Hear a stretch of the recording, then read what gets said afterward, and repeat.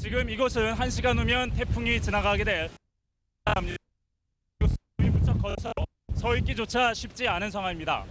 초속 40~50m의 강풍이 불면서 바다에도 높은 파도가 일고 있습니다. 제14호 태풍 매미는 오후 9시쯤 이곳 통영으로 상륙할 예정입니다. 주민들 각항포구에는 이미 7천여 척의 선박들이 대피해 있고 조업중이던 선박들도 속속 기항해 안전한 곳으로 이동하는 모습입니다. 이틀째 발이 묶여 귀성객 3천여 명이 욕지도와 차량도 등 도서 지역에 고립돼 있습니다.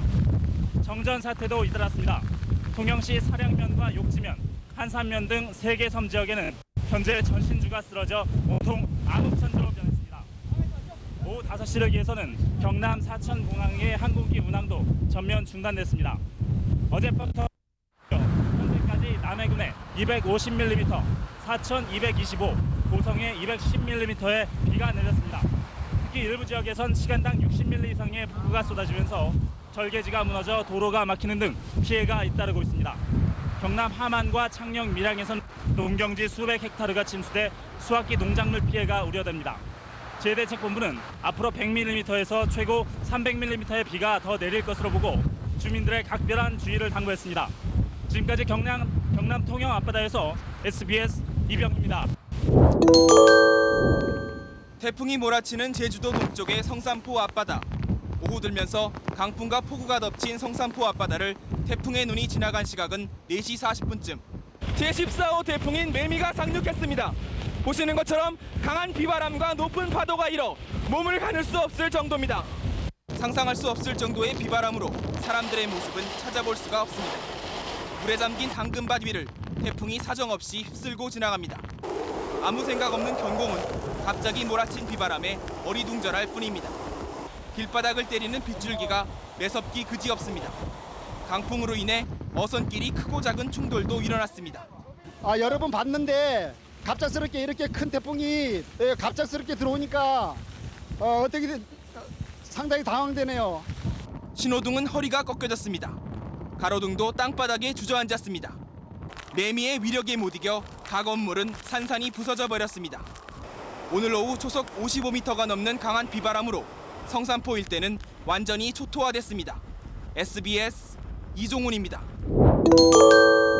태풍이 몰고 온 강풍과 엄청난 빗줄기는 지나는 곳을 온통 물바다로 만들었습니다.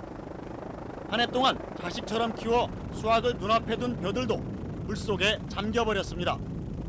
비닐하우스는 갈갈이 찢긴 채 뼈대만 앙상이 물 위에 드러났습니다.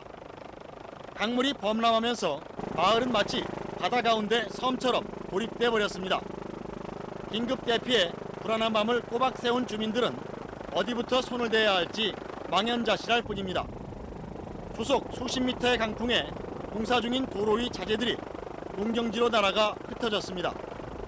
강풍은 고층 아파트의 유리창도 날려버렸습니다. 비바람이 그대로 집안에 들이쳐 주민들은 밤새 공포에 떨었습니다. 분양객들을 끌어모으던 아파트 모델하우스는 벽과 창문이 모두 떨어져 나가 흉물로 변했습니다. 대구로 올라온 태풍은 공장도 물바다로 만들었습니다. 터파기를 하던 굴삭기와 물건을 나르던 차들이 주인을 잃은 채 멈춰섰습니다. 급작스레 밀려든 물에 빠져나갈 길조차 찾지 못한 주민들은 옥상으로 대피했습니다. 교통수단은 고무보트가 유일합니다. 건축용 합판 조각도 보트 대용으로 쓰입니다.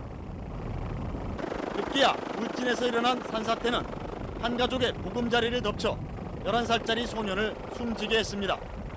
무너진 산자락은 비닐로 덮어놨지만 아직도 아슬아슬하기만 합니다.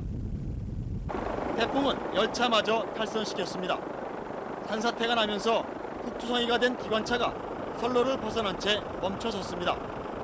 중장비를 동원한 긴급 복구반이 구슬땀을 흘리지만 복구 작업은 쉽사리 진척되지 않습니다. 중앙선 열차 운행은 사고가 난 지 13시간 만에야 재개됐습니다. 태풍 매미는 동해상으로 빠져나갔지만 태풍이 지나간 자리마다 핥힌 상처는 깊게 남았습니다. SBS 편성학입니다. 네, 물에 잠겼던 이곳 해운플라자 지하층에 대한 물빼기 작업은 지금부터 1시간쯤 전에 모두 끝났습니다. 어제와 오늘 해운플라자 지하층에서만 8명, 근처 다른 상가 2곳과 아파트 지하 주차장에서도 모두 4명이 숨진 채 발견돼 해일 피해 사망자는 12명으로 확인됐습니다. 침수된 다른 상가 지하에서도 물을 빼내고 있어 사망자는 더 나올 가능성도 있습니다. 사망자 12명 가운데 78살 유희성 씨를 비롯해 4명은 마산의료원에, 28살 정시현 씨와 23살 서영은 씨를 비롯해 8명의 시신은 마산 삼성병원에 안치돼 있습니다. 정시현, 서영은 씨는 다음 달 약혼식을 앞두고 있는데 정 씨가 약혼녀를 구하러 지하로 뛰어들었다가 함께 희생됐습니다.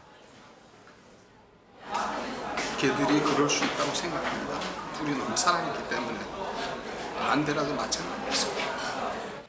지하 3층 노래방 주인 박상진 씨도 손님들을 다 돌려보내고 마지막까지 남았던 것으로 확인됐습니다.